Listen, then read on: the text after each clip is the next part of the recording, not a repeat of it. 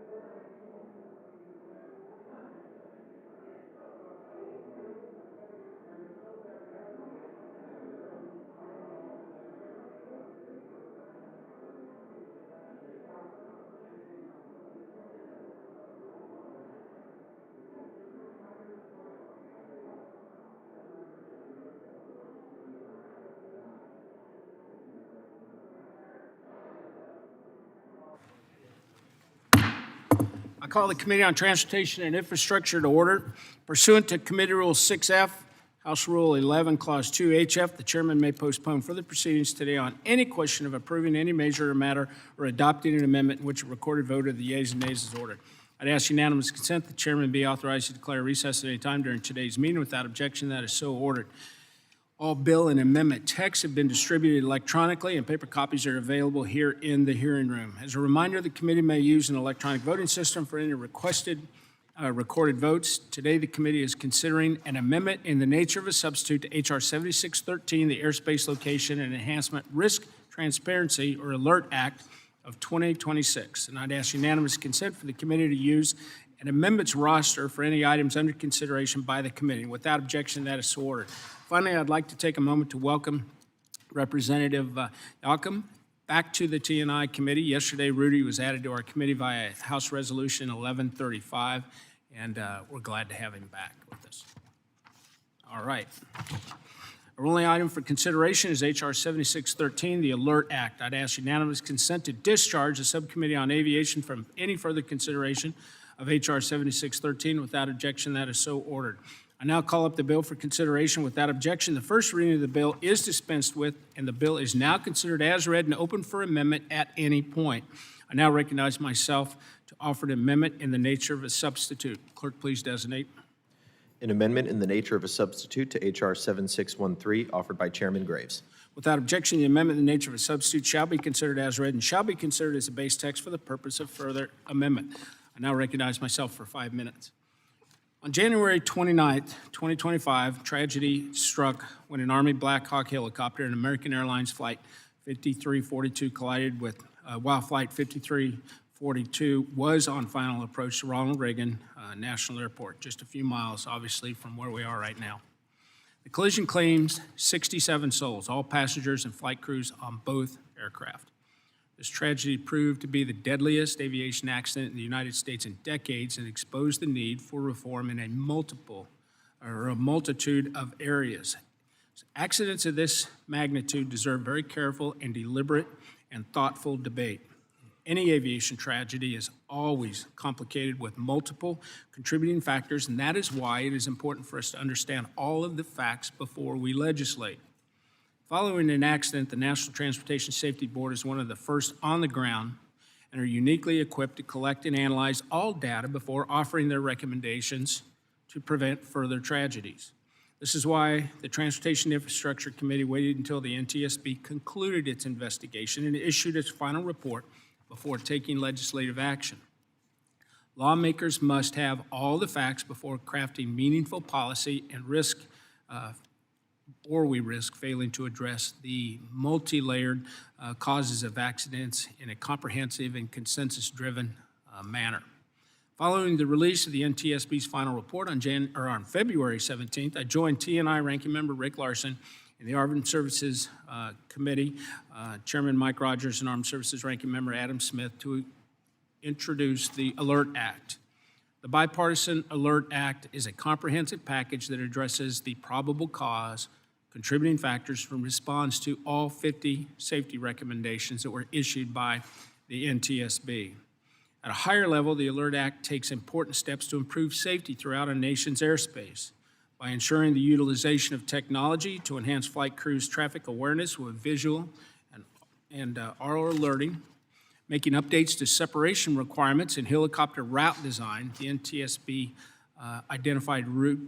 identified root cause of last year's tragedy, enhancing air traffic controller situation awareness and training, requiring updates to air traffic control processes and procedures, addressing shortcomings in the safety culture that contributed to the collision with an independent audit, the FAA's Air Traffic Organization by the Inspector General, increasing data collection and sharing within and between the FAA and the Pentagon to identify risks before tragedy occurs, requiring the FAA to establish and objectively define close proximity events and begin collecting and analyzing the data. This is especially relevant with continuing reports of near misses, which is currently a subjective determination left to the discretion of flight crews to report, and further by working with the Armed Services Committee, strengthening safety standards for military aircraft by enhancing cooperation between the military and the FAA.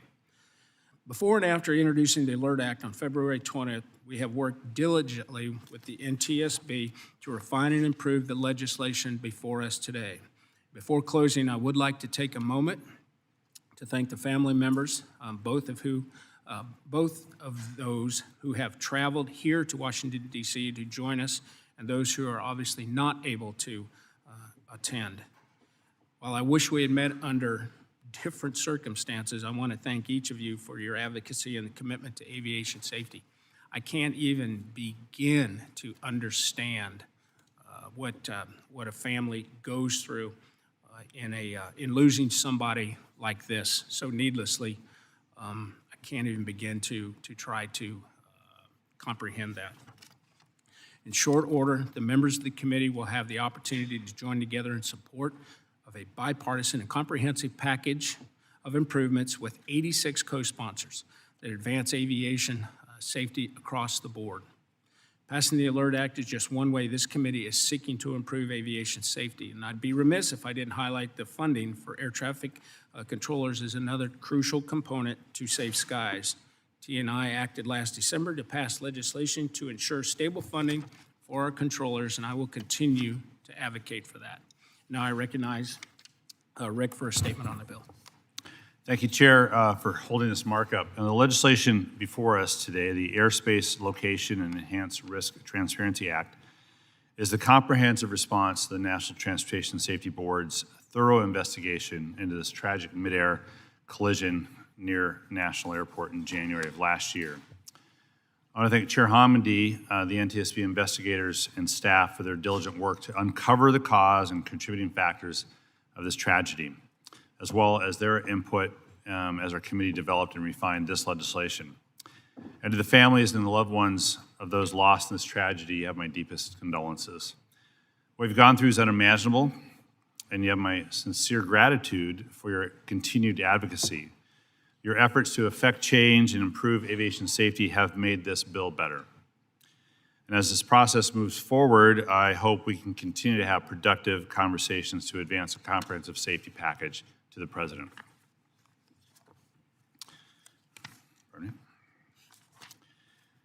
Now, the ALERT, I want to talk a little bit about the process. The ALERT Act is the comprehensive bipartisan House response to address all 50 NTSB recommendations.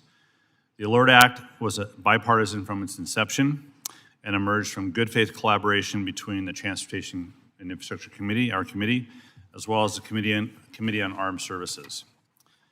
The DCA midair tragedy involved both the FAA and the DoD, Department of Defense, and the solution to prevent future accidents must involve both of the committees. So this morning, our committee is marking up Title I, which contains provisions squarely in our jurisdiction. These provisions direct the DOT and FAA to take action. And as a result, we won't be considering any amendments outside of our jurisdiction. The House Armed Services Committee is holding its own markup this morning on Title II. And Title II contains provisions squarely in HASC's jurisdiction. These provisions direct the DoD and the Army to act on NTSB recommendations. As a result, HASC is not considering any amendments that are under our jurisdiction. And I want to make that point. There were some questions from members about what our work, if we do our work, will HASC get their hands on it, and that isn't the case. As the process moves forward, the T&I title and the HASC title will merge at the Rules Committee before going to the House floor. Now, the ANS to the ALERT Act that we're marking up today is something I like to call ALERT Act version 7.0. And that it looks very different from the legislation that we introduced in February, which you could call ALERT Act 1.0.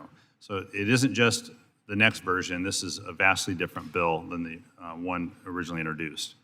Over the last month, we've incorporated feedback from key aviation stakeholders to get the bill to a place where it truly implements all of NTSB's recommendations. And through our work with the NTSB and others, the ANS to the ALERT Act is truly comprehensive.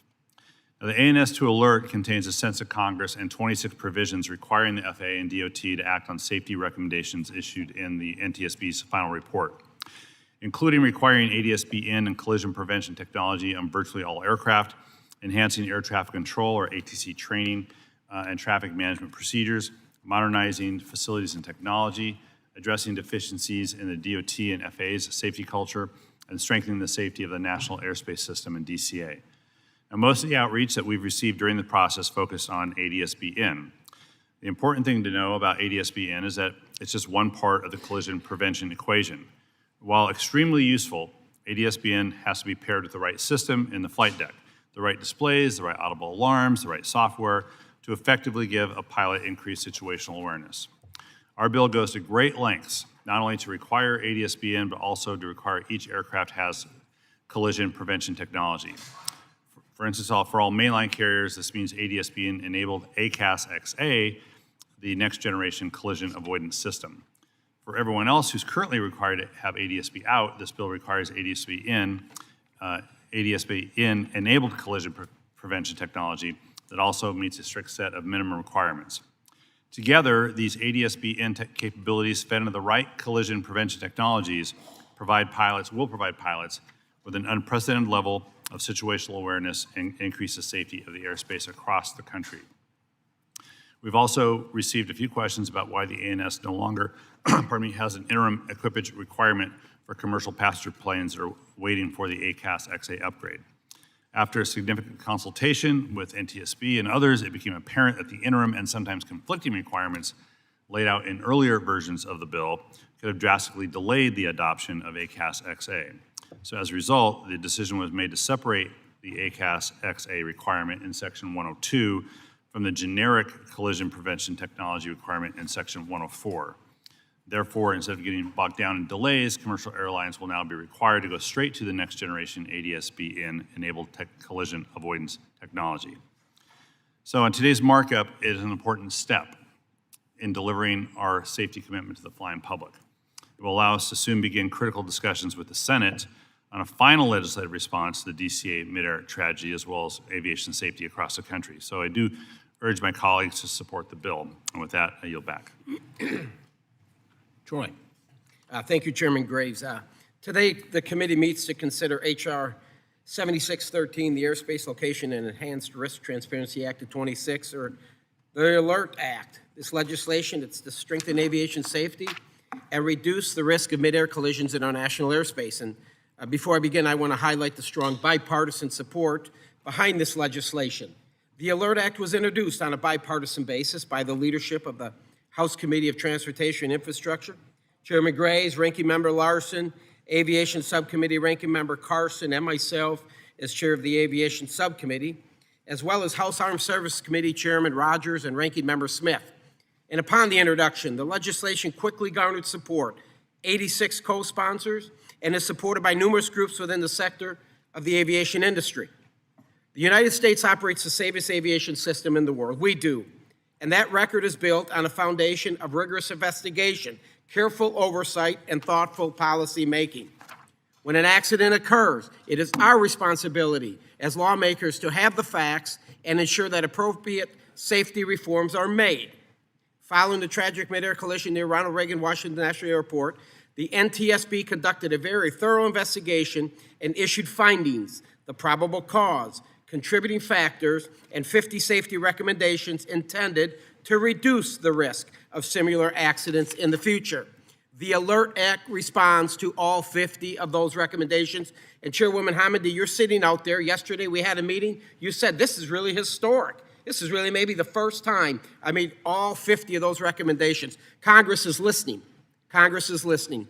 This legislation takes a comprehensive and responsible approach to strengthening aviation safety.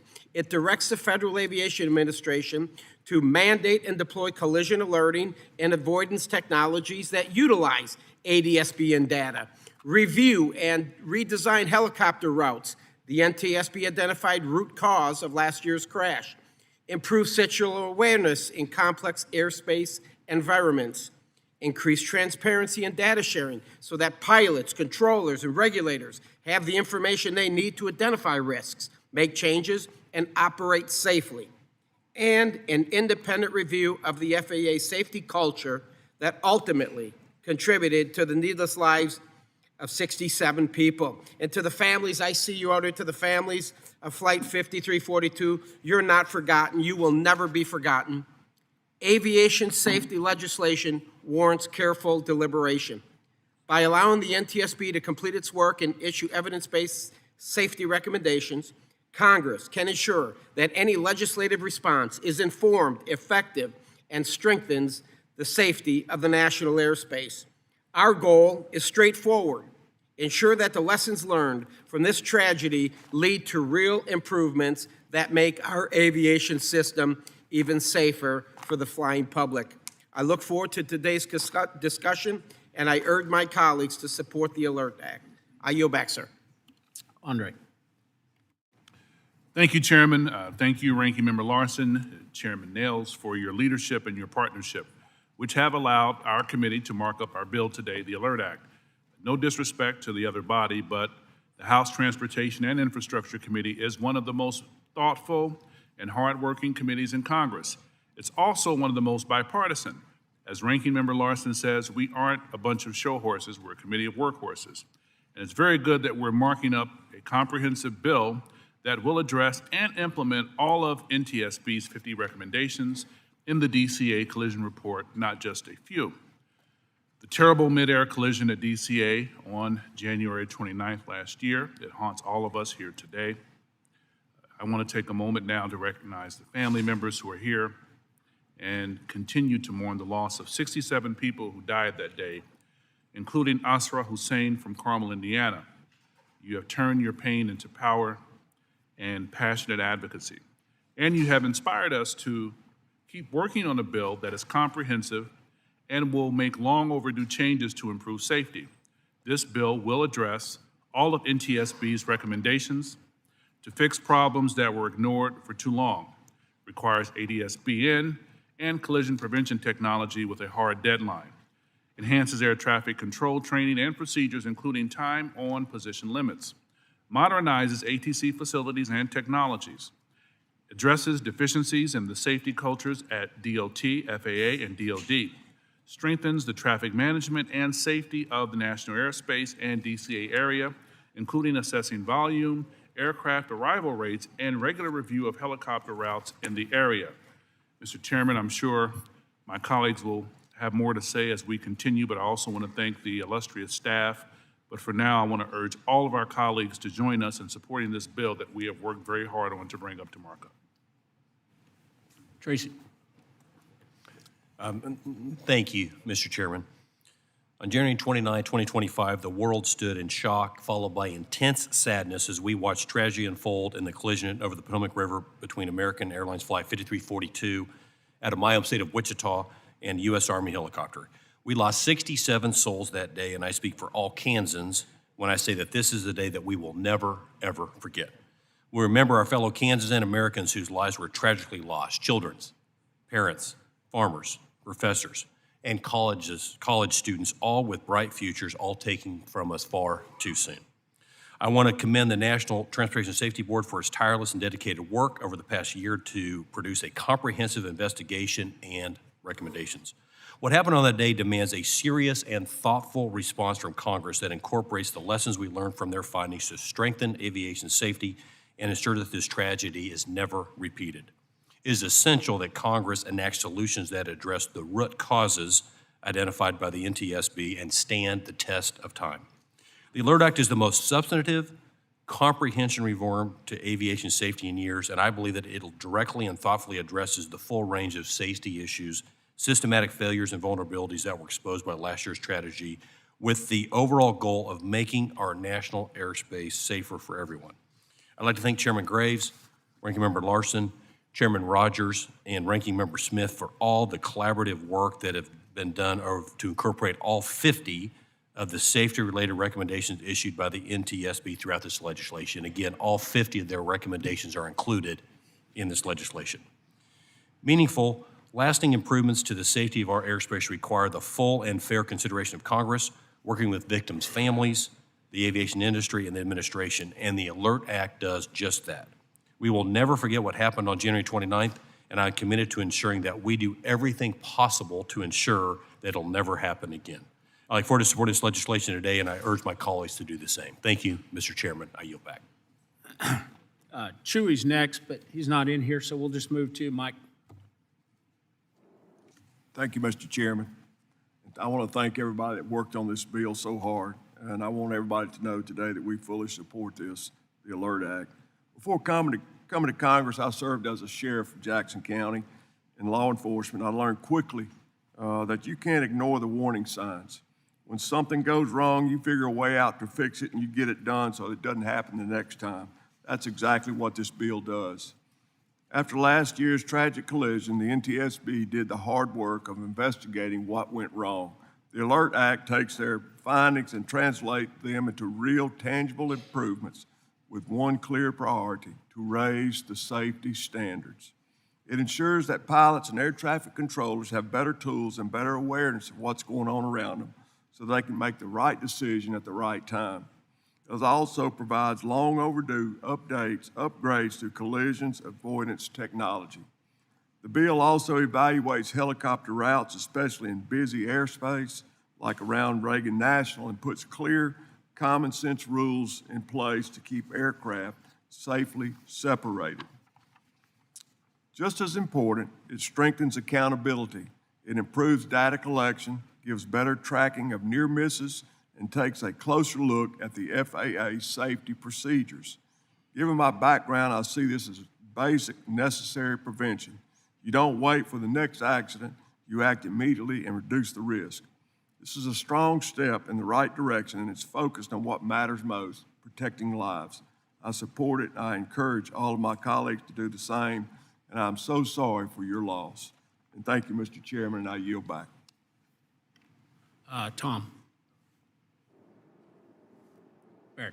Thank you, Mr. Chairman. Appreciate it. And I want to just start by acknowledging and thanking the families of the victims that are here today. We deeply appreciate and respect the voice that you've brought to this conversation and this effort to really make sure that the same things are not happening going forward, and those gaps that we observed are not happening in the future.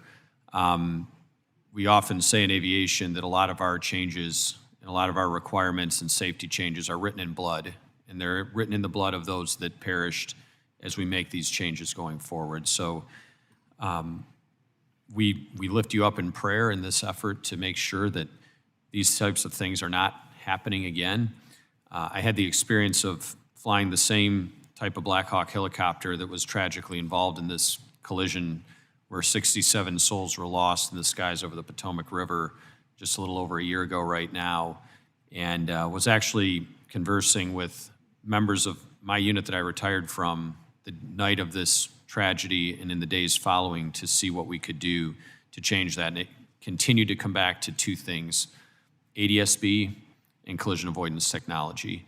And those are two things that I'm very proud to see are included both in the T&I portion of this as well as the armed services portion of this bill to facilitate that effort to bring these forward.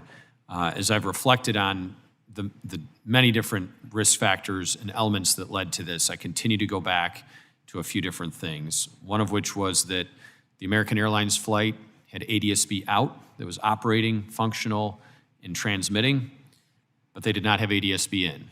The Army flight had ADSB in, but they were not transmitting an ADSB out.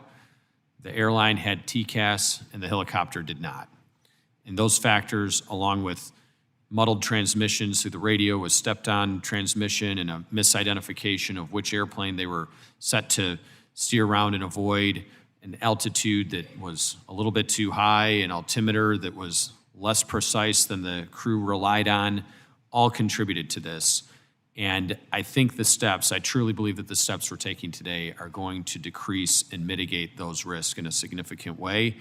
I'm also thankful that on the armed services side, they've taken measures to hold the military accountable in ways that we need to force their hand to make significant safety improvements as well. And so I'm excited to see this bill form up on the floor as well.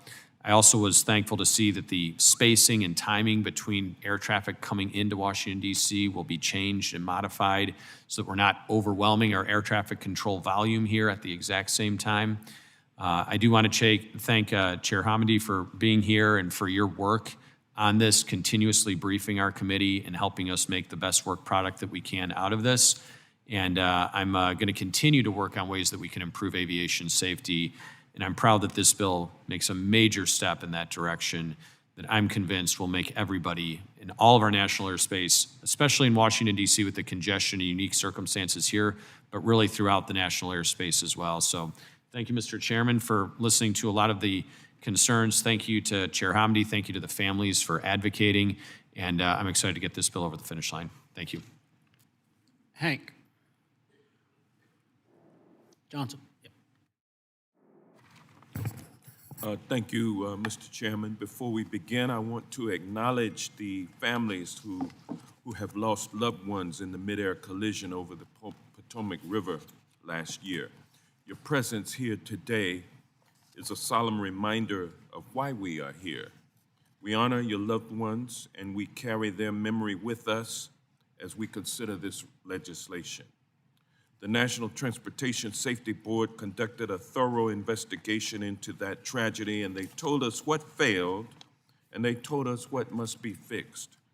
And they confirmed that this bill, as amended, implements every single one of their safety recommendations. That is the level of seriousness that this moment demands. The ALERT Act strengthens the systems that help pilots avoid collisions. It improves training for the men and women who guide aircraft safely through our skies. It updates procedures that have not kept pace with the complexity of modern aviation. And it improves coordination between civilian and military aircraft so that everyone operating in our airspace is working from the same playbook. At its core, this bill is about responsibility, our responsibility to the flying public, to the aviation workforce, and to the families who have already endured the unimaginable. Our task now is to take what we've learned and build a safer system with care and with purpose, starting with this legislation. I urge my colleagues to support this bill, and with that, I yield back. Bob. Thank you, Mr. Chairman. Yeah, I really want to thank and commend Chairman Graves, Ranking Member Larson for all their hard work on this bill. Over the years, the National Transportation Safety Board recommended 17 times that in the places where ADS-B out has been required since 2020 of us pilots, that ADS-B in also be required 17 times. And then in January 2025, 67 Americans lost their lives outside of DCA. NTSB, of course, issued their recommendation an 18th time. So it was, of course, a matter of great disappointment to me as the House sponsor of the Rotor Act when on February 24th, the Rotor Act failed by one vote after already passing the Senate. And it was my concern when I saw an early version of ALERT that really all of NTSB's recommendations were not being incorporated into ALERT. But I am very, very happy to say that the committee, the chairman, the ranking member have continued to work with all concerned, with Director Hamdi, with the NTSB, with the families, with the various other stakeholders to produce a bill that does incorporate all 50 safety recommendations. This is, as one of my colleagues described, a substantive, comprehensive piece of legislation. I think it literally will save lives.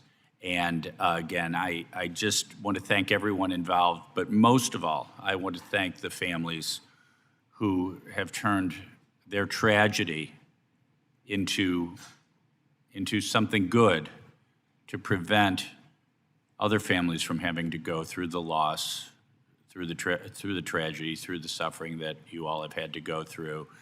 You all are in our prayers. God bless you all. And Mr. Chairman, again, thank you for all your work on this bill. Shamari. Shamari.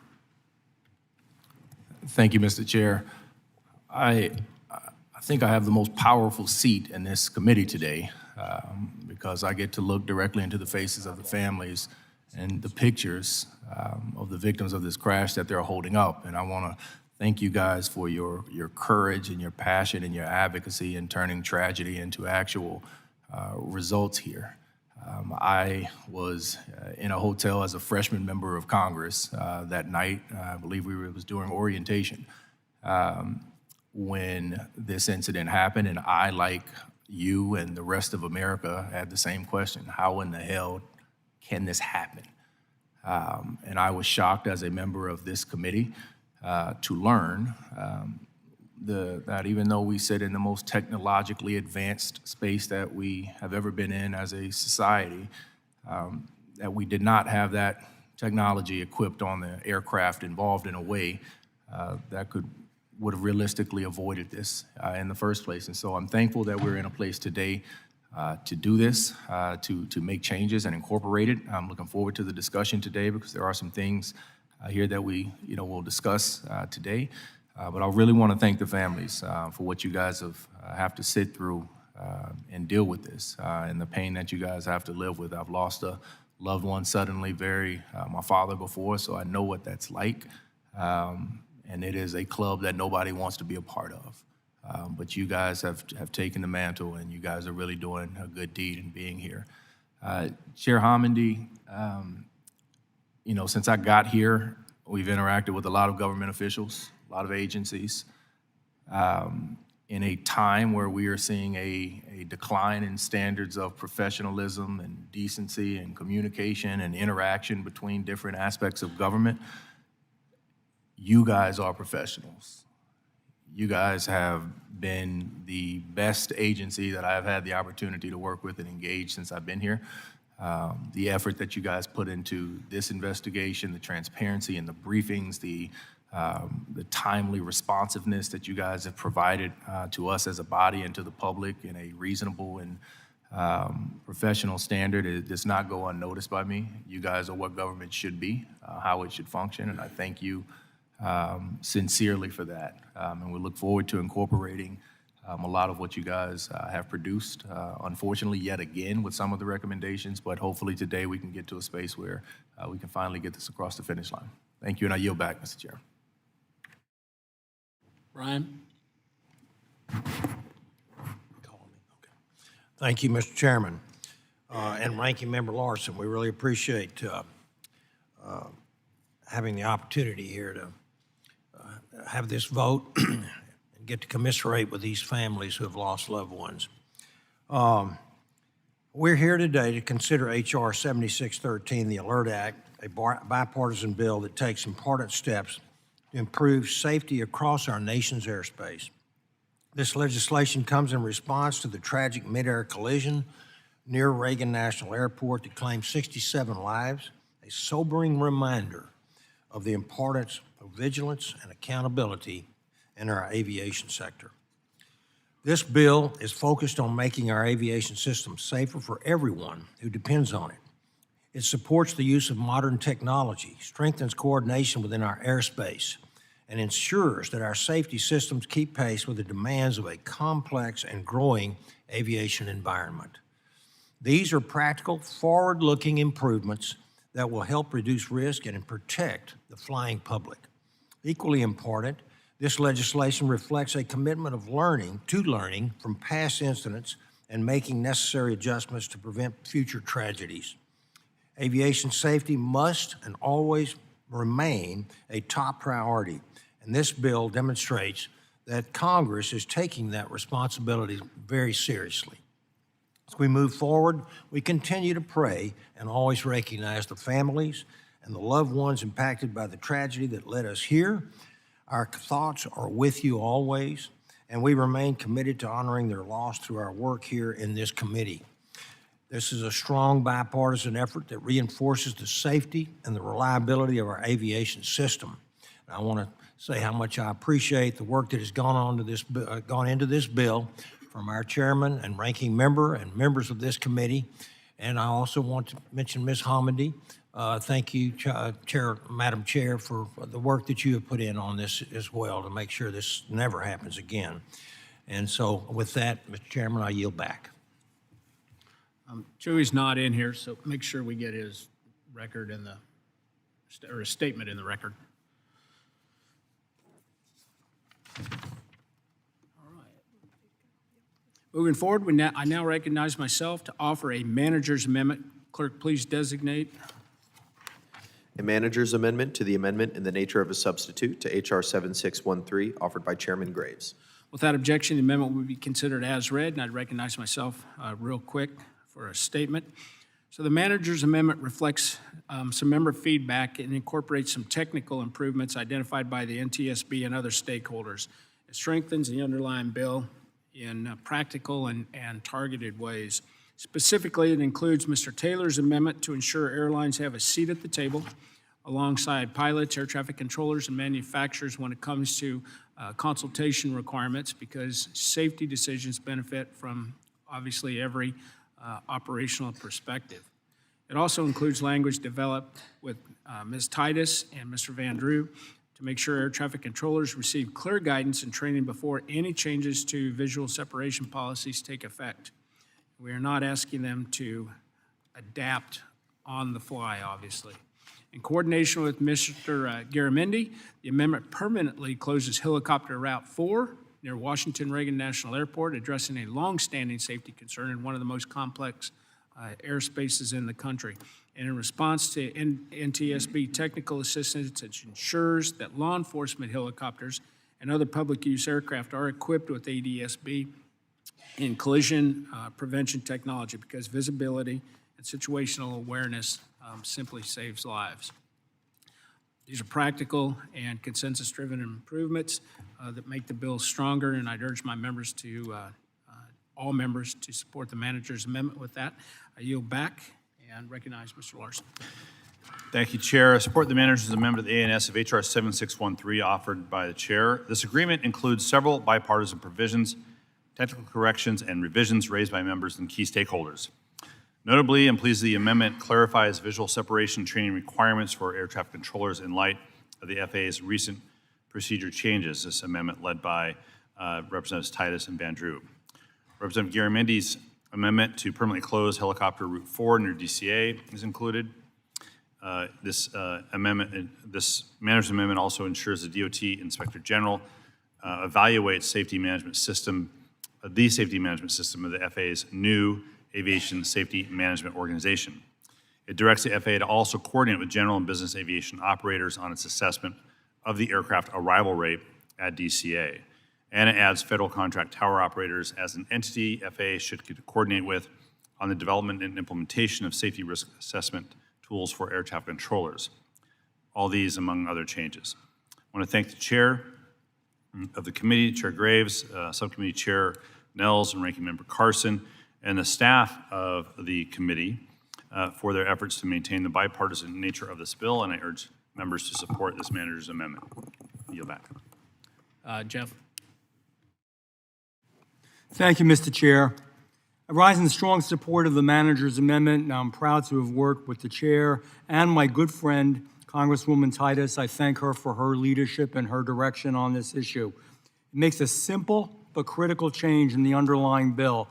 Our provision ensures that when the FAA makes any change to visual separation rules or procedures, air traffic controllers must receive advanced training and clear guidance before those changes can take effect.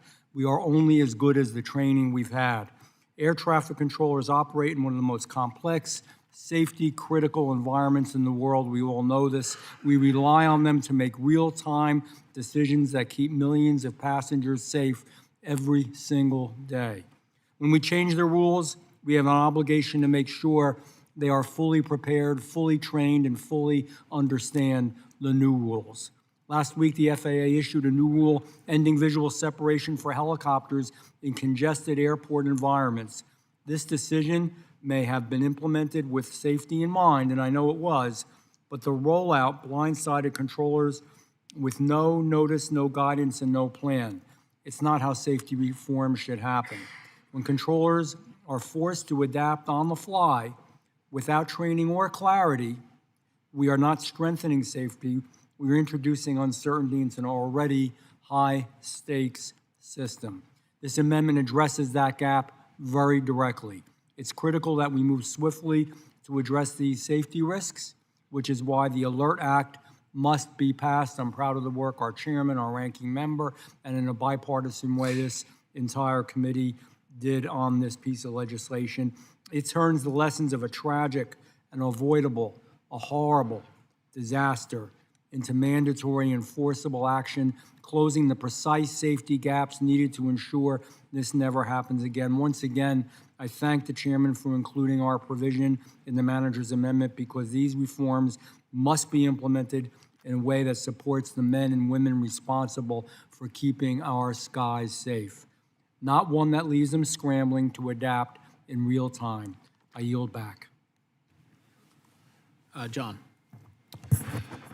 Thank you, Mr. Chairman. We've been at this several months, and I've been through many, many hearings, but rarely have I been through a process that was so complete and so informative. First, I want to mention and follow up with my colleagues about the families that are here and those who are not. This loss, this accident didn't have to happen. NTSB, the information that you gave us, the hearings, the interaction, extraordinarily important. Mr. Graves, you and Mr. Larson, Nels, and Carson did extraordinary work informing all of us and the general public about all of the complex issues that are found in this as a result of this accident. Good piece of work. I also want to just thank you for including my amendment as we went through all of the details and listened to what ADSB in, out works or doesn't work and the cost of it and other extraordinarily detailed information. Something was always nagging me, and that is, what was that helicopter doing there anyway? Why was the helicopter flying down the Potomac? And it seemed to me that with all of the reforms that are in this bill, all of which are important, necessary, and will make things safer, the elimination of that helicopter route would have prevented this accident from ever happening. And so in this amendment, thank you for including my amendment that Route 4 is permanently closed. I will soon go over to the Armed Services Committee and we'll talk about the other military routes and whether they should also be closed or at least restricted. Thank you, Mr. Chairman, for an extraordinary piece of work. Thank you. Thanks. Dina?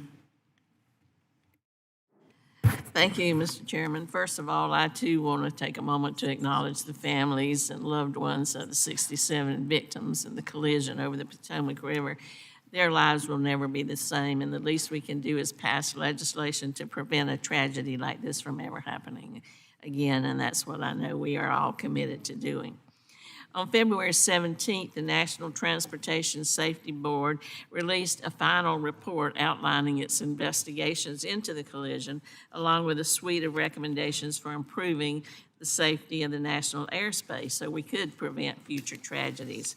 The legislation before us today addresses all 50 of those recommendations from the NTSB. That's pretty incredible for a piece of legislation. I thank the chairman and ranking member.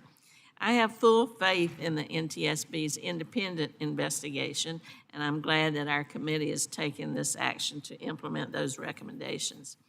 The stakes for aviation safety are really high in my district in Las Vegas. 50 million people fly through Harry Reid International Airport just last year.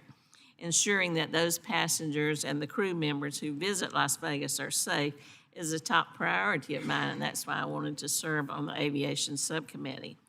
I'd like to talk for a minute, though, about an amendment that I have to this manager's package. It's based on visual separation. You've heard it mentioned from Mr. Van Drew, and I'm pleased to cooperate with him to introduce this amendment. It directs the FAA to provide advanced training and guidance to air traffic controllers for any future changes to visual separation policies. I'm glad that it's included because, as you heard him say, any kind of recommendations are great, changes need to be made, but they can't be made just overnight without any preparation. This policy seemed to have been rolled out overnight, and it suspended the use of visual separation between helicopters and airplanes, and it required our air traffic controllers to use radar-based separation where helicopter routes intersect with airport arrival and departure. Now, this was done without any sufficient warning or training, including for the air traffic controllers who were expected to immediately implement this policy on the ground. It led to disruptions in Las Vegas, including for helicopter tour operators who go out to Grand Canyon and take people down the strip. I'm reviewing the change in policy and the implications for the district, but one thing is clear: at a minimum, our air traffic controllers should receive advanced training and guidance for any changes in policy that they'll be entrusted to implement and administer. So I appreciate the chairman and ranking member including our amendment. I think that the air traffic controllers will certainly appreciate and benefit from this training. We want to be sure, though, that this legislation is just the first step, that we have deadlines and oversight to be sure these things are implemented, and that will keep our skies safer for the future. Thank you so much. Does anyone else wish to be heard on the amendment? Seeing no one, are there any amendments to the amendment? Seeing none, the question is on the amendment. All those in favor signify by saying aye. All opposed signify by saying nay. The ayes have it. The amendment is agreed to. Okay, we're going to briefly recess because we are actually, several of us that are also on this committee are on armed services, and we're fixing to vote for passage of armed services version, or their part of the bill. And so we will recess briefly. It should take, vote is at, there's only one at 11 straight up, and so we should be right back after that. Committee stands in recess.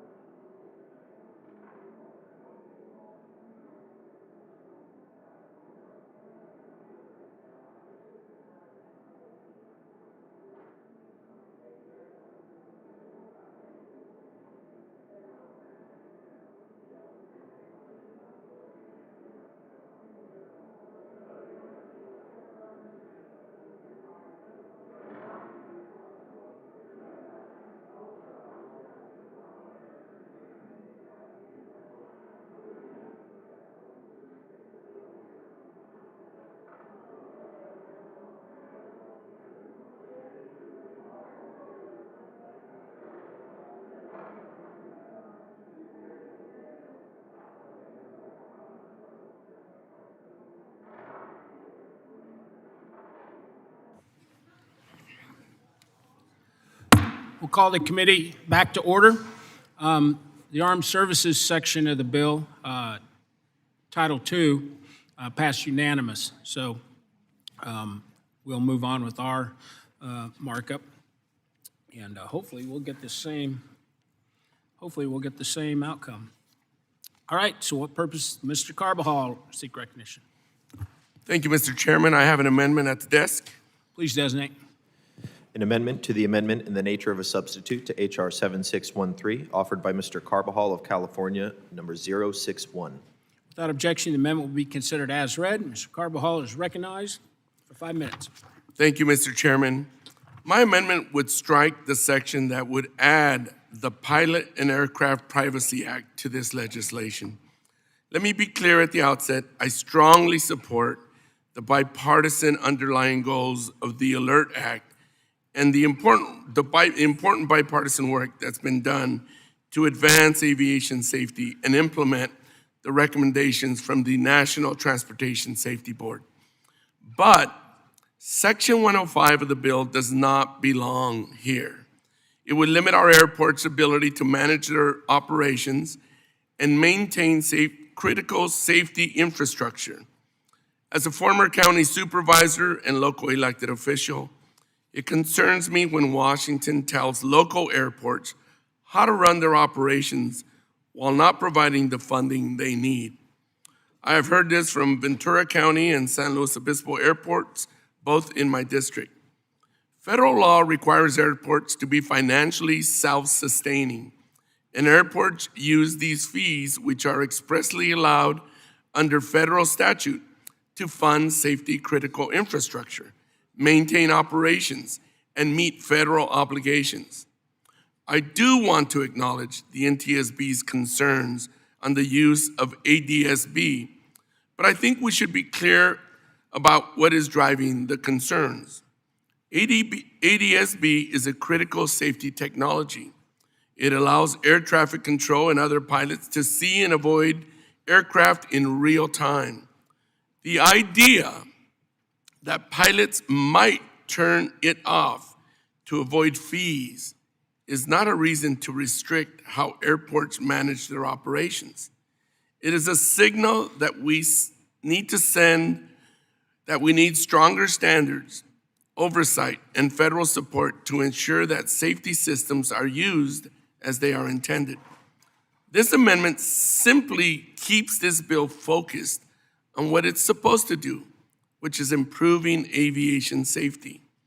It avoids adding a provision that could make these critical safety investments costlier to local communities, delay needed investments, ultimately working against the very safety goals we are trying to achieve. I urge my colleagues to support this common sense amendment. With that, I yield back. Thank you, Mr. Carbajal. I'll do my statement at the end. We'll go, Troy's not here. Mr. Honor. Thank you, Mr. Chairman. This amendment would eliminate Section 105, removing protections of ADSB data from this bill. This would be a mistake, and it would undermine aviation safety, the primary intent of the ALERT Act. Section 105 is a sensible provision that ensures safety technology is used for safety, not as a way to generate revenues. I've compared this to red light camera companies coming to municipalities and saying, we'll install these cameras and help you generate money, and we'll keep half. And I think that is the way this is likely to work out. ADSB was mandated by the FAA in 2020 to improve situational awareness and make airspace safe. It's one of the most important aviation safety advances in recent decades. Pilots rely on it, controllers rely on it, and Congress required it for a reason. However, we're seeing an increase in the misuse of this system. Airports and other third-party companies are using ADSB data to track aircraft and send bills to pilots after the fact. In many cases, these bills arrive weeks later without prior notice, and not what the ADSB was designed for. More importantly, it creates bad incentives. When pilots realize that they could be punished for turning on a safety tool, it damages trust and confidence in the system. It discourages full participation and ultimately weakens safety. Section 105 addresses this issue directly and narrowly. It doesn't eliminate fees, restrict airport operations, or interfere with an airport's ability to use ADSB to improve safety or efficiency, and it really doesn't even interfere with their ability to collect revenue. They could use any number of technologies to catch tail numbers from wildlife trail cams to ring cameras, but not a safety tool meant to save lives. Instead, Section 105 simply prohibits ADSB data to be used to identify aircraft for the purpose of generating and collecting fees. Some airports claim that this provision will hurt their funding or their operations, but it's simply not true. Airports have collected fees and operated for decades without relying on ADSB in this way. In my own personal experience as a pilot, many of the airports I've flown into didn't have landing fees at all, and those that did often waived those fees if I bought avgas there at the airport.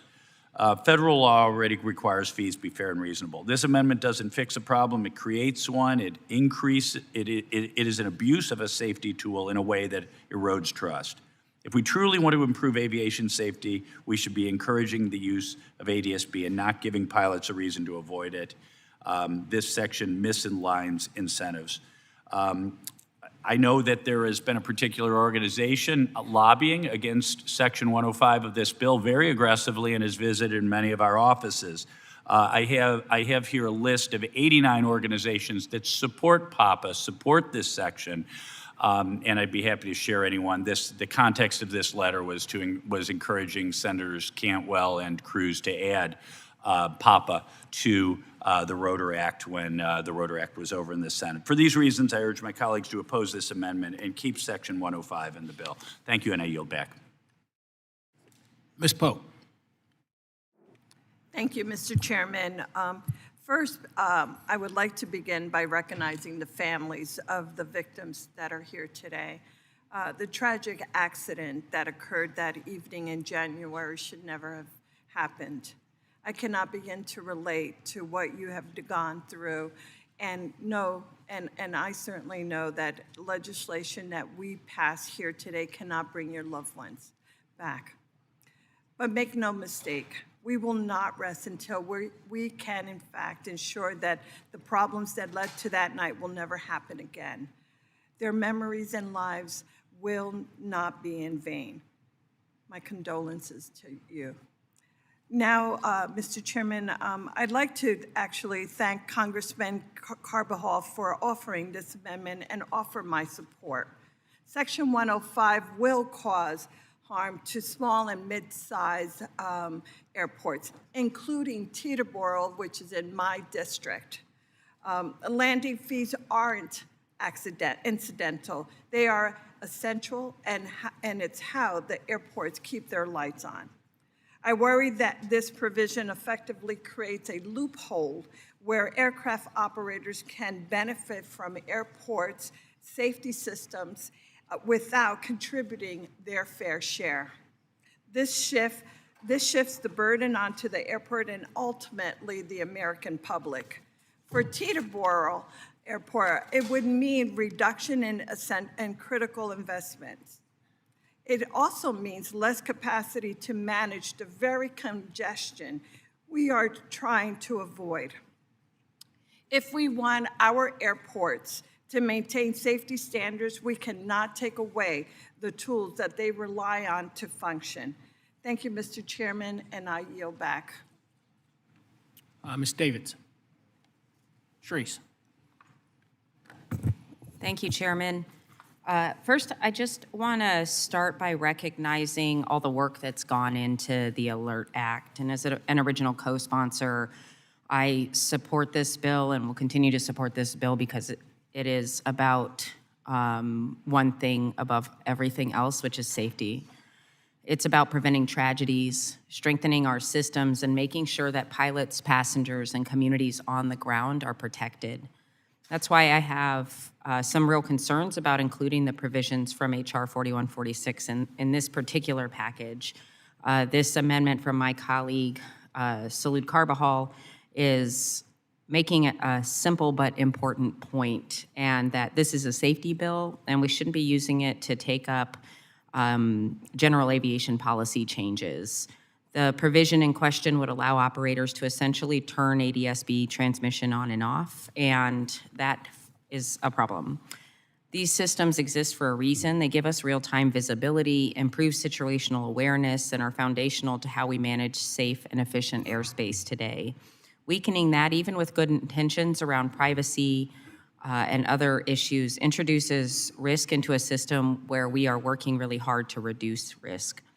I'll say this as well. I have not been hearing broad support from the folks on the ground who are responsible for running safe operations. I did speak with the executive director of our Johnson County Airport Commission, and he did not express support for this provision because of the real-world safety and operational concerns that it creates. If we want to have a conversation about privacy in general aviation, I'm absolutely open to that and would look forward to that conversation. It is absolutely a conversation worth having, but should happen on its own with the full attention that it deserves, not necessarily just folded into a bill that is exclusively focused on saving lives. So I would just urge my colleagues to keep this bill as focused as possible, keep it around the safety provisions, and I support Salud Carvajal's amendment. Thank you, Mr. Chairman, and I yield back. Mr. Nels. Thank you, Mr. Chairman. I oppose this amendment. Safety technology should be used for safety purposes, and that's the end of the discussion. I know all of your offices have been bombarded by airports saying this provision would prohibit them from collecting landing fees. That's flat out wrong, and I'm not quite sure where they get that interpretation from, certainly not from the text before us. In addition to aviation organizations nationwide, including those in California, efforts to restrict the use of ADS-B data for airport economic purposes are supported by airports in several states, including Illinois, Massachusetts, Florida, New Jersey, California, Ohio. And if I may take a quick moment to quote a statement from NDSB Chairwoman Hammondy during a February 12, 2026 Senate Commerce hearing, quote, ADS-B is a safety tool, and it should be used for safety, not as a revenue generator to charge general aviation pilots ramp fees or landing fees, end quote. I want general aviation pilots to equip their aircraft with modern safety technology. We all do. We cannot allow for airports to deter this equipage by using it in a manner that it was never intended. And I urge my colleagues to vote no on this amendment. Thank you. I yield back.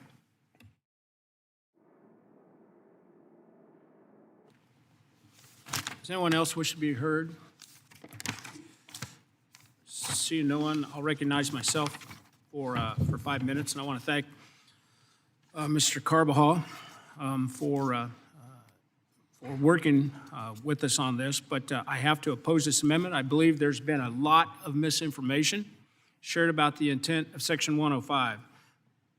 Put simply, this bill, the Alert Act, would not prohibit airports from obtaining revenue in the form of landing fees. And I'm going to say that again. This bill does not prevent airports from charging landing fees. What the provision does is ensure the transmissions of ADS-B data from aircraft are used only for safety purposes and not for invoicing. The equipage of ADS-B out significantly improves aviation safety and is foundational to many of the safety provisions that are in the Alert Act. When more general aviation aircraft equipped with this safety technology, even in airspace that it isn't required, the whole system is going to get safer. But when airports use ADS-B out to issue bills, often erroneously, the trust that safety technology is only used to improve safety is eroded, and pilots are discouraged from equipping their aircraft. I want pilots to equip their aircraft. That's what the point of this is. I'll give a real quick story of my own. I was doing training in a T6, and it was at night doing engine out training. I was doing touch and goes. What a touch and go is you touch down and you immediately take back off again. So I was doing this at an airport, and I'm not going to name the airport, and I had ADSB out, equipped in my T6, and I was doing my training, my touch-and-go training, and a week later, I got a bill from the airport for a landing fee. And so what that does discourage is pilots not to equip where they don't have to. I want them to equip even in areas that they don't have to.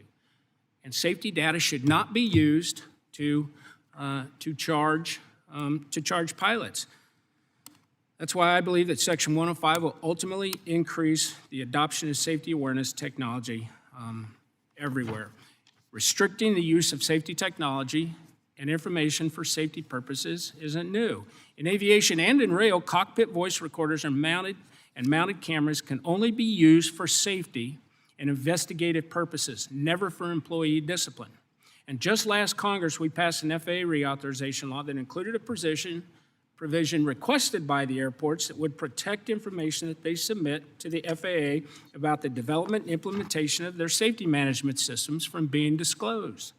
We all agree with the airports and others that protecting safety data from exploitation was important to promoting aviation safety. Pilots and aircraft owners are simply asking for the same protections with their own safety technology. The safety case is why NTSB Chair Hamady endorsed the policy preventing ADSB out from being used as an airport billing tool at a recent Senate hearing.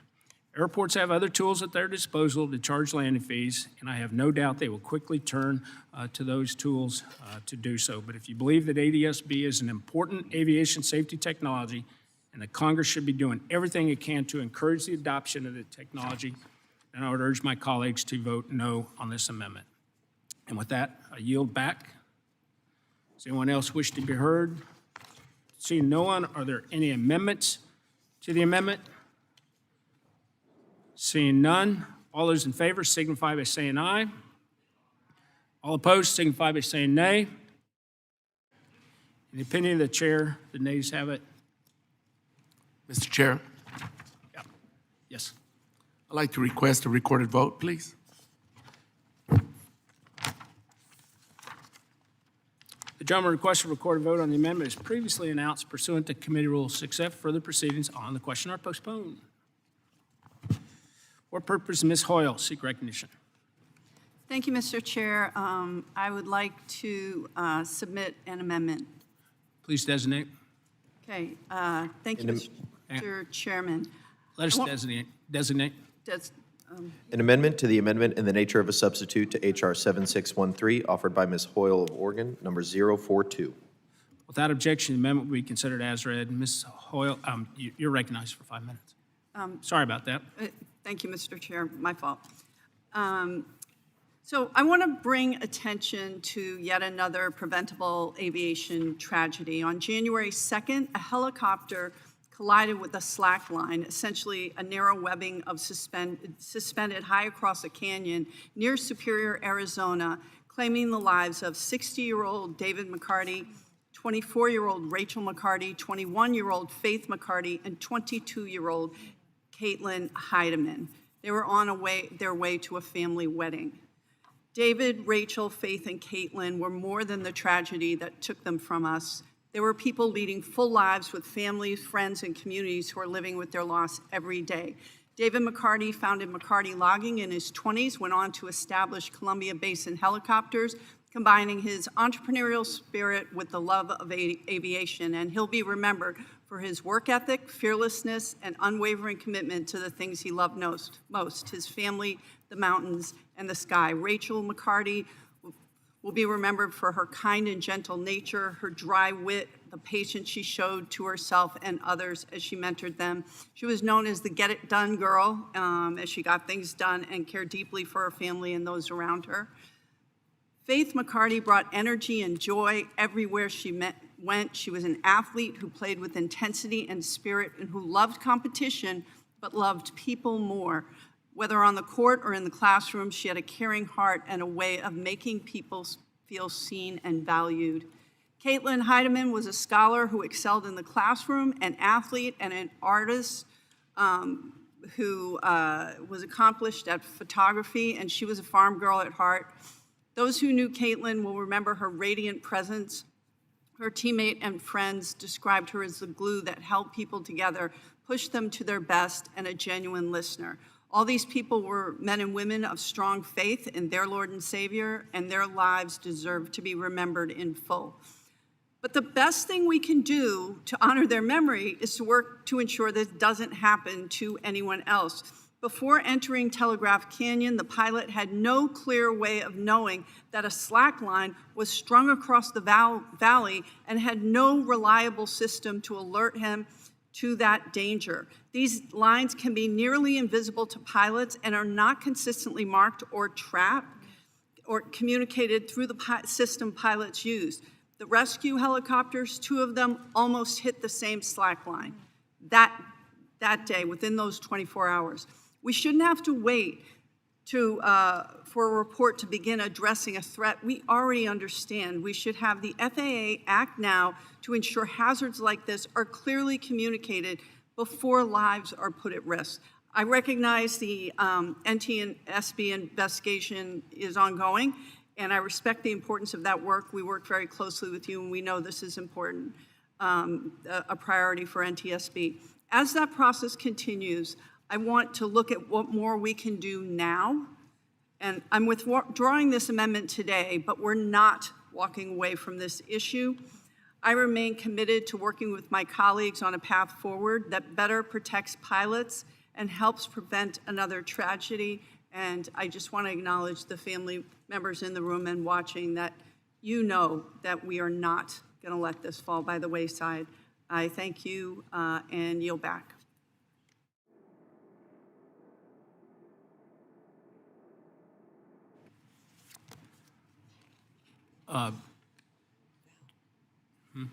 Val, do you wish to withdraw?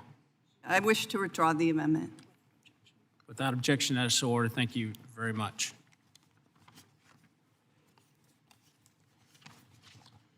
For what purposes Ms. Friedman seek recognition? I would like to offer an amendment. Please designate. An amendment to the amendment in the nature of a substitute to H.R. 7613, offered by Ms. Friedman of California, number 035. Without objection, the amendment will be considered as read. You have 5 minutes. Thank you, Mr. Chair, and thank you, Ranking Member Larson.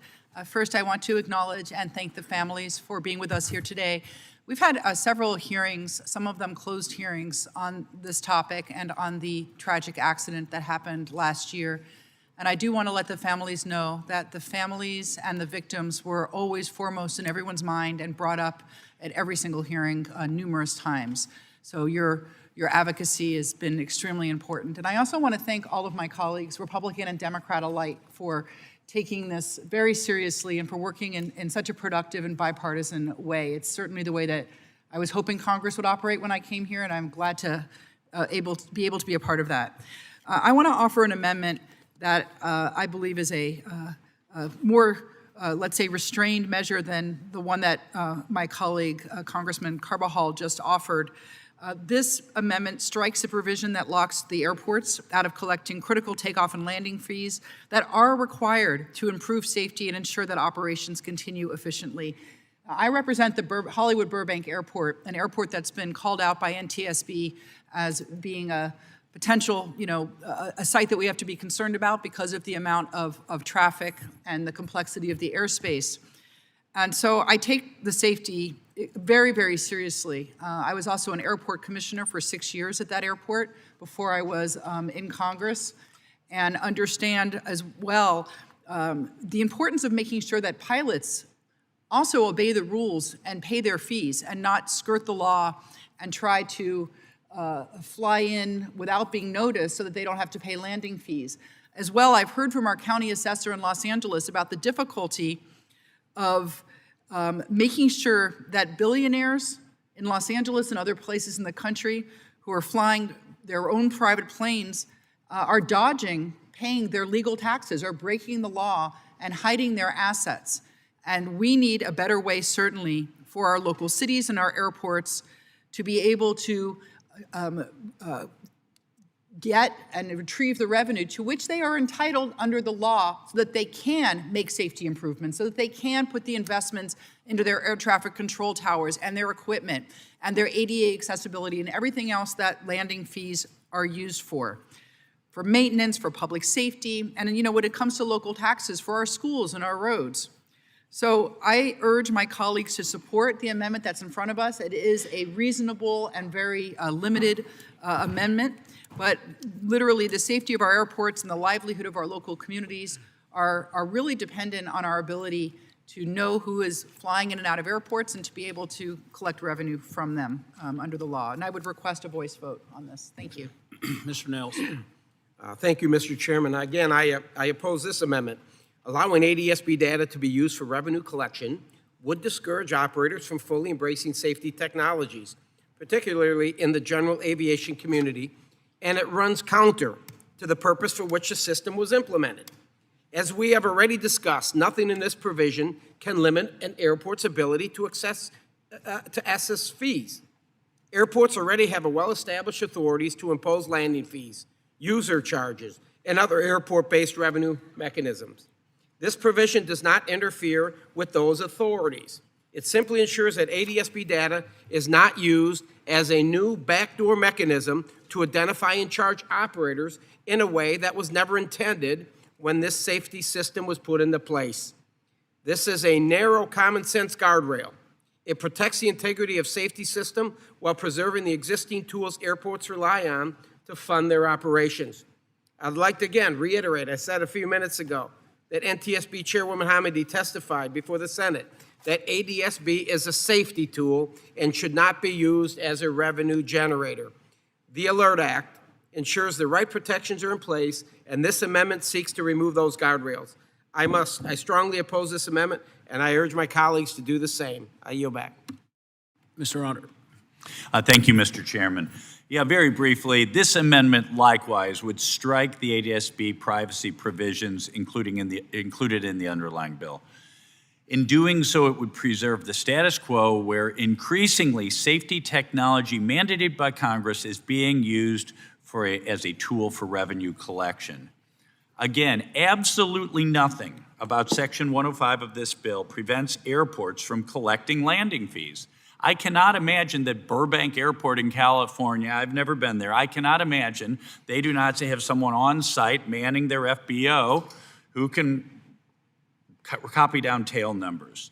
Instead, what striking this provision would do would discourage aircraft owners and operators from adopting ADSB.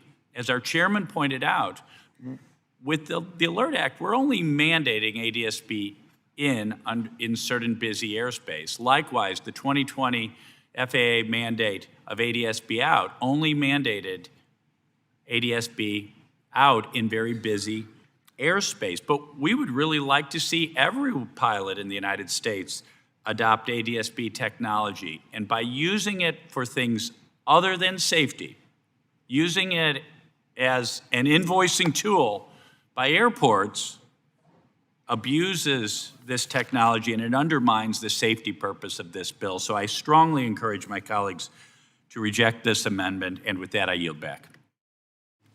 Does anyone else wish to be heard on the amendment? I'm not going to speak to it. I think I made my point known. Are there any amendments to the amendment? Seeing none, the question is on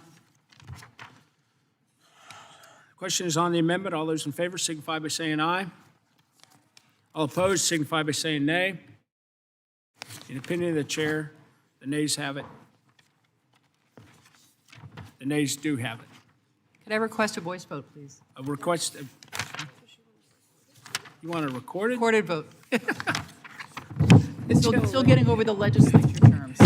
The gentlelady requests a vote on the amendment as previously announced pursuant to Committee Rule 6F. Further proceedings on the question are postponed.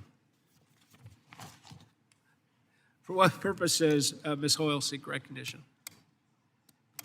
I have an amendment at the desk. Please designate. An amendment to the amendment in the nature of a substitute to H.R. 7613, offered by Ms. Hoyle of Oregon, number 043. Without objection, the amendment will be considered as read. Ms. Hoyle, you're recognized for 5 minutes. Thank you, Mr. Chairman.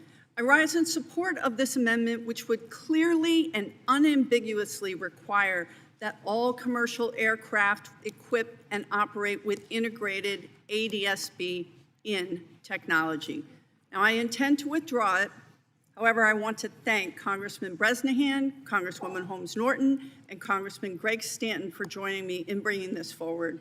I acknowledge the family and friends here today because they have lost loved ones from Flight 5342, and we can't bring your loved ones back, but we can commit to do everything possible that this does not happen again. And I want to begin there because you all have helped make clear what's at stake here, and your advocacy is why we were able to get to where we are with the current Alert Act. I also want to thank Jennifer Hamady and the NTSB for working so very hard to make sure that this wasn't just another government bill where we, kick the can down the road. We can't afford to do that. So we need to do something meaningful enough to stop it from happening again. Now the families, you all just put out a statement, says the families of Flight 5342 thank the House Armed Services Committee, the House Transportation and Infrastructure Committee for their engagement with the NTSB's technical expertise on the Alert Act. We acknowledge significant progress made to the bill, but equally important to addressing the recommendations is how safety requirements are implemented. Families have learned through painful experience that the recommendations, which were there before, without firm deadlines and clear mandates, become recommendations without results. Any safety requirement that routes implementation through a negotiated process, administrative discretion, or multi-step rulemaking creates opportunities for delay that costs lives. The strongest version of this bill will set a clear statutory timeline and performance standards that leave no room for the process to become an obstacle. The families have made it clear what they need from us, and we have a responsibility to meet this moment with real action. I don't want to miss an opportunity to enact the strongest possible safety requirements for a commercial aircraft. ADS-B-in is a situational awareness and surveillance tool for pilots. It's life-saving technology already in use in some aircraft and ready to be deployed now. When appropriately configured and integrated into the flight deck, it provides pilots with greater advance warning of potential threat with visual audible alerts that indicate position, speed, direction, and altitude of nearby aircraft. This gives pilots time and information to immediately identify a collision and take evasive action that likely would have saved those 67 lives. The NTSB has run simulations, summaries of which are included in the board's final report, that clearly show ACAS XA would have only given an extra 8 seconds of warning to the pilots of PSA Flight 5342, compared with 40 seconds for fully integrated ADS-B-in with a cocktail display of traffic information. I will continue to insist that any final legislation must appropriately require ADS-B-in with a cockpit display of traffic information for any aircraft that is flying in civilian airspace. And I want to thank you again to the families, to Chair Graves, Ranking Member Larson, and I yield back for the moment. Rob. Thank you, Mr. Chairman, and thank you, Congresswoman Hoyle, for introducing this amendment. I rise in support and am proud to help introduce this amendment that clearly and simply requires ADS-B technology in on all aircraft that already is mandated to have ADS-B out. As a helicopter pilot, I rely on ADS-B both in and out every single time that I fly. It helps me see traffic, avoid conflicts, and frankly, it helps keep me and other pilots and passengers alive. Just this past weekend, during my flight review, I remember specifically looking at the ADS-B in preparation for today's markup, and saw multiple other aircraft inside of the traffic pattern and think about how this could be applicable in each and every one of our lives every single day. Less than a month ago, Congress had an opportunity to send a bill that had mandatory ADS-B into the president's desk. That opportunity was missed despite being supported by a vast majority of the House and unanimously in the Senate. This was a real disservice to the American people because this is technology that saves lives. I want to take time to acknowledge all the family members and friends, especially those in the room with us here today, who lost loved ones in Flight 5342's tragic accident. And it's your advocacy up here in Washington on the Hill that helped get us to where we are here today. Without you being here, I'm not sure we would all be in here talking about the ALERT Act and the markup in which we're working on. We have a responsibility to do everything we can to prevent tragedies like this from ever happening again. Mr. Chairman, I ask unanimous consent to insert their statement in support of this amendment into the record that Congresswoman Hoyle had mentioned earlier. Without objection. For those of here who are not pilots, ADS-B is technology that provides situational awareness and surveillance that provides pilots greater advanced warning of potential threats. It gives visual and audible alerts that indicate the position, speed, direction, and altitude of nearby aircraft, giving pilots the time and information needed to immediately identify a potential collision and take evasive action. It is a new day in aviation. The reality is this is technology that some new pilots are being trained on from day one. This is how modern aviation operates. ADS-B is proven technology that can be deployed now to save lives. I do want to acknowledge the progress that has been made with the ALERT Act. It is a step in the right direction, but there's certainly more work to be done.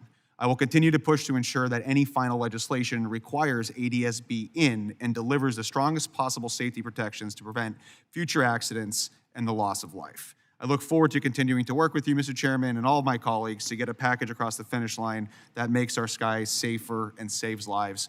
As well as Chairwoman Hamidi, with the recent wake of the newest accident at LaGuardia. You and your team have been incredible with working with our committee, a small but mighty agency that does incredible work each and every day. With that, I yield. Greg.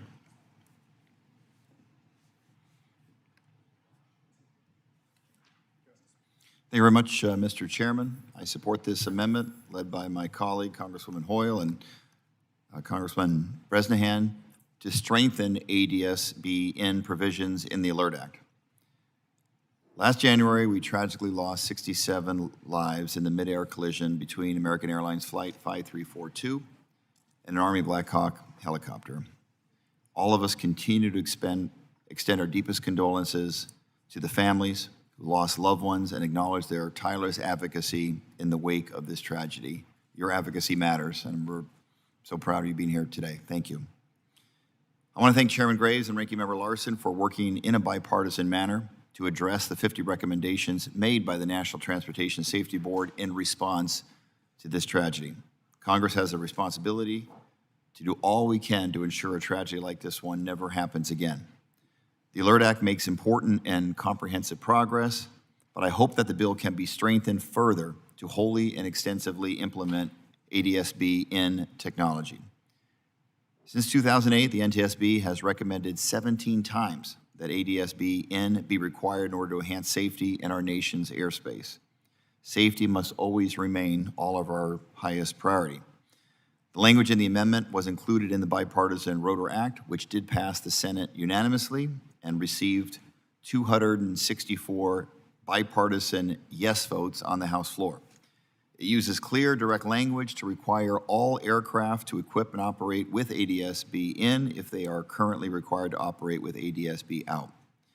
As this bill makes its way to the floor, I look forward to working with my colleagues on both sides of the aisle to make additional changes and that reflect the full scope and strength of ADS-B recommendations. Thank you for your consideration on this important issue, and I yield back. Eleanor. Thank you. I strongly support this amendment to strengthen the ADS-B requirements in the ALERT Act. Since last year's heartbreaking collision near DCA, we have witnessed countless more reminders of the need to improve aviation safety. All aircraft must be equipped with early warning and surveillance systems, and the Alert Act would make important progress toward that goal. This technology provides pilots with visual and audible alerts indicating the position, direction, altitude, and speed of nearby aircraft. However, I am deeply concerned about the number of exceptions to ADSB requirements for civilian and military aircraft in the Alert Act. Requiring wider ADSB can save lives. I would like to offer my deepest condolences to the families and friends who lost loved ones on Flight 5342, and to commend them for their work to strengthen the Alert Act. I will continue to work with them to prevent future tragedies, and I yield back. Does anyone else wish to be heard? Seeing no one, Val, you're recognized. I offer to withdraw my amendment. Without objection, that's so ordered. Thank you. Thank you, Val. For what purpose does Mr. Figure try or seek recognition? Mr. Chairman, I have an amendment at the desk. Please designate. An amendment to the amendment in the nature of a substitute to H.R. 7613, offered by Mr. Figures of Alabama, number 052. Without objection, the amendment will be considered as read. Shamar, you're recognized. Thank you, Mr. Chair. As we consider this legislation, it is important that we recognize the real-world implications that seemingly narrow provisions can have on states and local communities across the country. While the underlying bill is certainly well-intentioned, we must also be mindful that broadly drafted language can create unintended consequences, particularly for states that rely on specific data tools to carry out core responsibilities like tax enforcement and revenue collection. In my district and across Alabama, these impacts are not theoretical. State and local governments depend on access to ADSB data to ensure compliance with property and sales tax laws.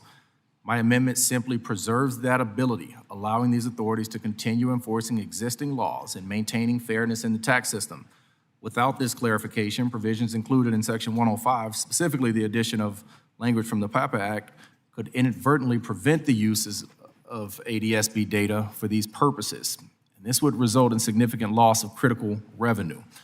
For Alabama, that loss is estimated at approximately $18.8 million annually, and that is money that is funded directly to our public education trust fund. These are not theoretical numbers. I represent one of the poorest districts in this nation. Individual median income in my district is just north of $33,000. What do you think public education budgets look like in my district and in my state? And this is not something you just have to take my word for. As many of you know, Alabama is one of the most Republican states in the country. And I hold a letter that I will enter into the record from our Department of Revenue, from the Alabama Department of Revenue, which says in part that the state of Alabama and its counties and municipalities could incur a total annual fiscal impact of more than $18 million should the Alert Act become law in its current form. And that is from the commissioner, the head of our Alabama Department of Revenue. These dollars, they flow directly into our education trust fund. They support our public schools, our teachers, and the resources that keep class sizes manageable and students on track to succeed. At a time when state revenues are already declining, and as many of us know, we've already shifted significant costs onto states that they were not budgeting for before the big bill, we should be especially cautious about policies that could further reduce funding for education. This amendment does not expand authority. It does not create any new programs, no additional spending. This simply ensures that states like Alabama can continue using existing tools to enforce their state laws. Our goal should be clear: to advance legislation that achieves its intended purpose without undermining the fiscal stability of our states or the educational opportunities of our students. We've heard a lot about the use of NTSB data and how it's a safety tool, and I agree, it is a safety tool. But this tool, like many of us, can walk and chew gum at the same time. It can be used for multiple purposes. Never before has the NTSB listed the state collecting revenue as a contributing factor to a plane crash or any accident. And that is just that's the realities of it. And this is not just something that affects Alabama. Missouri, North Carolina, Arkansas, Kansas, West Virginia, Nebraska, Tennessee, California, Virginia, Kentucky, and Michigan are all states that use this data to generate revenue that is funded to their public education systems. It was no one's intent, I know, by ever joining this committee, was to take a vote on something that was going to cut funding to public education. And we have an opportunity to make sure that that does not happen. And I hear the argument that, hey, if you allow this data to be used, that pilots would be disincentivized from adopting the system. Well, there's a very simple solution for that. Because given the gravity of the situation, given the gravity of the consequences of what happens when this technology, when mandated, if it's not used, it is deadly. You take their license. If they don't want to adopt it, if they don't want to use it, it's a very simple solution. You make the punishment as severe as it can possibly be for someone that's not willing to save lives, because no one's life is worth assisting someone who can afford a private plane from paying a local tax. We can use this data in multiple ways, and it is something that I encourage all of us to have that reality. And so it is my hope that we can adopt this amendment. I do want to thank everyone for their work on this bill. We know why we're here at the end of the day, and it is to prevent future tragedies like the one that cost your families their lives, your family members and friends their lives. And we are committed to doing just that. This provision has nothing to do with that. And that is why we can allow states to continue to operate the way they have been operating, at least for the better part of the last several decades. They can use this data to continue to collect that revenue without compromising any form of safety to any degree. And with that, I yield back, Mr. Chair. Mr. Nels. Yes, sir, thank you. I respect my colleague, Mr. Figures, but I do oppose this amendment. ADSB was developed as a safety tool, not a tax enforcement mechanism. Allowing state and local authorities to use ADSB data to enforce property or sales tax laws would blur that line and fundamentally change how the system is perceived and used. If ADSB data was the only way for state and local authorities to assess taxes, this would be a different discussion. However, it is not. State localities need to rely on a different avenue to collect data to assess those taxes. I oppose this amendment, and thank you. I yield.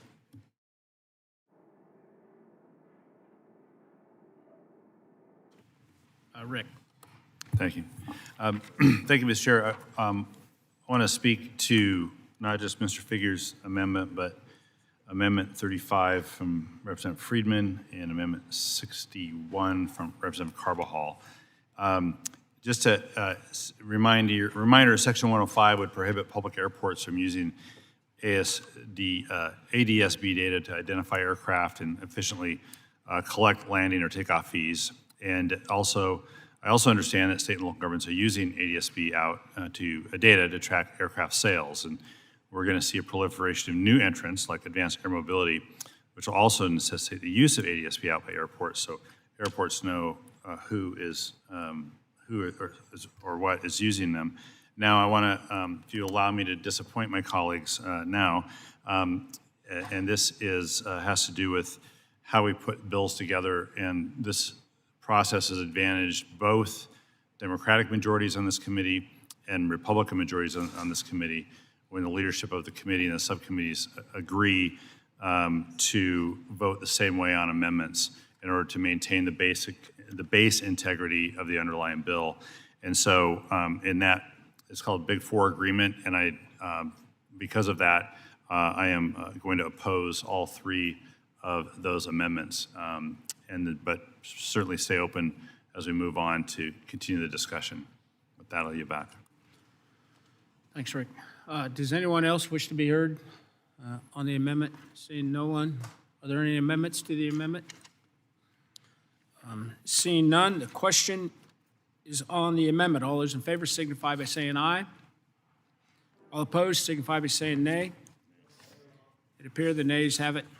Mr. Chair, I request a recorded vote. The gentleman requests a recorded vote on the amendment as previously announced pursuant to Committee Rule 6F. Further proceedings on the question are postponed. I would ask unanimous consent to enter into the record the work done by the NTSB's analysis that confirms that the amendment in the nature of a substitute of the Alert Act responds to all 50 recommendations that were offered up. And with that, we're going to briefly recess so everybody can get back to the hearing room so that we can vote on the recorded amendment votes and then on final passage. So staff, get your member back in the room. We're in recess.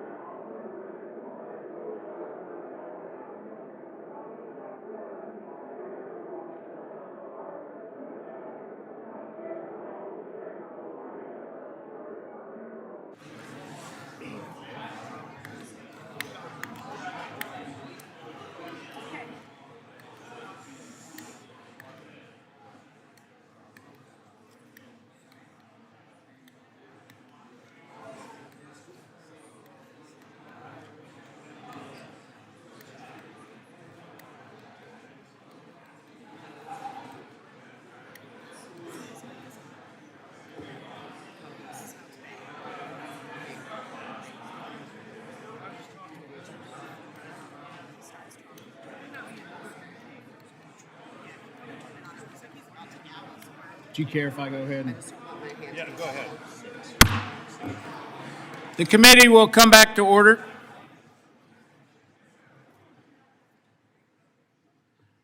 I want to take just a moment before we reconvene for a moment of privilege, I guess, before we continue with the postponed vote. And the reason for that is I want to acknowledge and thank a very dedicated staffer of the Aviation Subcommittee. Julie Devine started in my personal office. She served as my legislative director. She came to the committee to work on FAA reauthorization, and she has served as the staff director of the Aviation Subcommittee for the past year. Throughout her career, she has been an absolute dedicated member of my team, even to the very end. And Julie is leaving us this month. In fact, I think this is the last day. Wow. This is the last day. In fact, she delayed her family's vacation so that she could be here to be at this markup and see this piece of legislation through committee. But she's a fierce advocate. She's a trusted staffer and a mentor that is going to be missed by all of us. And Julie, I want to thank you for your service, and I know that we are all wishing you the very best in your next career, which I'm sure is going to be very lucrative. Yeah, lucrative. Yeah. Thank you. Yeah.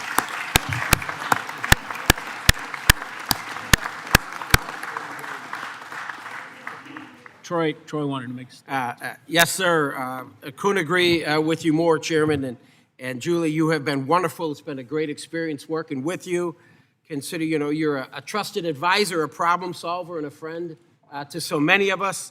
Her institutional knowledge, relentless work ethic, and her commitment to public service have earned her the respect of members and staff alike. She's got a 10-pound brain, big brain. While we are sad to see her leave this committee, we are incredibly proud to see her take this next step with Rolls-Royce. She said we'll get a ride when she gets one from Rolls-Royce. Well, she will continue to shape the future of aerospace innovation. There is no doubt that the same dedication and excellence she brought to the public service will now benefit the broader aviation industry. So, Julie, thank you for your service, your leadership, your friendship.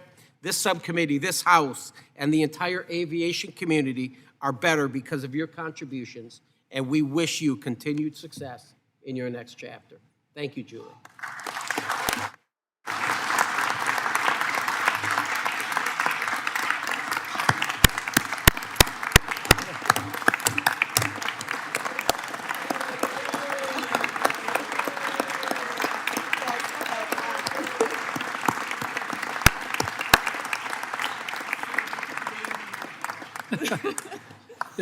Just a real quick story. When Julie had her first child, she was on maternity leave, and I had a question that only she could answer. She's the only person that knew the answer, and I called her, and she read me the riot act. She had been up all night long with her new baby, and was sick, and Julie basically said, "The hell are you calling me for?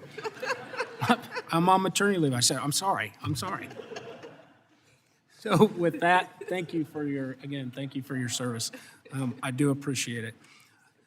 So the committee previously postponed proceedings on the amendment in the nature of a substitute to H.R. 7613. The question is now on the amendment to the amendment in the nature of a substitute to H.R. 7613, previously postponed. First, we have Amendment 61 offered by Mr. Carbajal of California, in which a recorded vote was ordered, which was not agreed to by voice vote. Is a recorded vote still ordered? A recorded vote is requested. Members will record their votes using the electronic voting system. The chairman intends to vote no. Ranking member, vote no. Open the board.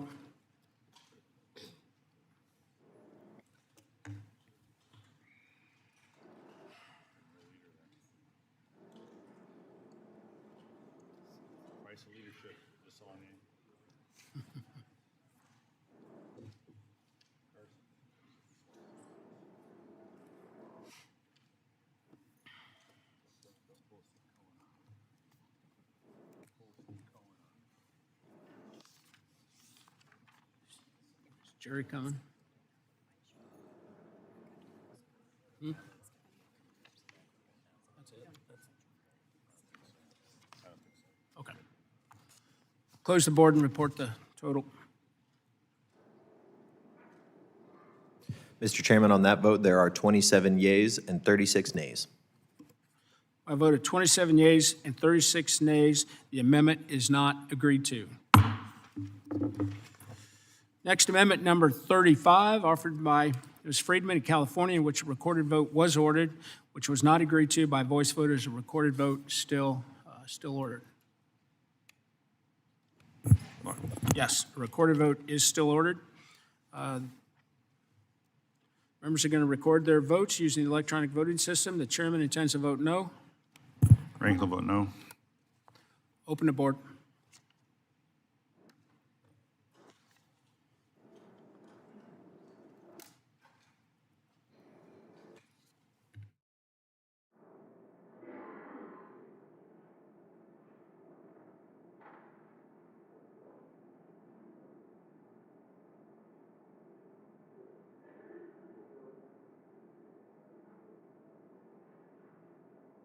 Has everyone voted to wish to be recorded? Seeing no one, does anybody wish to change their vote? Seeing none, close the board, report the total. Mr. Chairman, on that vote, there are 27 yeas and 36 nays. I voted 27 yeas, 36 nays. The amendment is not agreed to. Next, Amendment 52, offered by Mr. Figures of Alabama, in which a recorded vote was ordered, which was not agreed to by voice voters. A recorded vote still requested. Yes, a recorded vote is still requested. Members will record their votes using the electronic voting system. The chairman intends to vote no. Rankin will vote no. Open the board.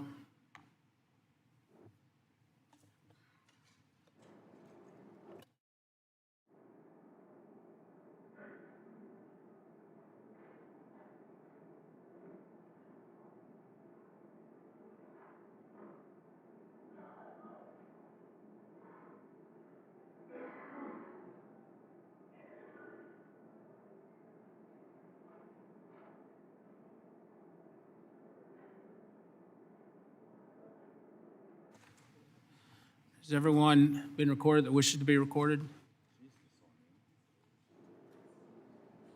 Seeing no one, does anyone wish to change their vote? Seeing none, close the board and report the total. Mr. Chairman, on that vote, there are 25 yeas and 38 nays. By a vote of 25 yeas and 38 nays, the amendment is not agreed to. The question is now on the amendment in the nature of a substitute to H.R. 7613 as amended. All those in favor signify by saying aye. All opposed signify by saying nay. The ayes have it. The amendment in the nature of a substitute as amended is agreed to. The question is now on the adoption of and favorable reporting of H.R. 7613 as amended to the House of Representatives. All those in favor signify by saying aye. Aye. All opposed signify by saying nay. Mr. Chair, go ahead. Ask for a recorded vote when you get there. A recorded vote has been requested. Members will record their votes using the electronic voting system. Chairman intends to vote yes. Rankin will vote yes. Open the board. This system is so much better.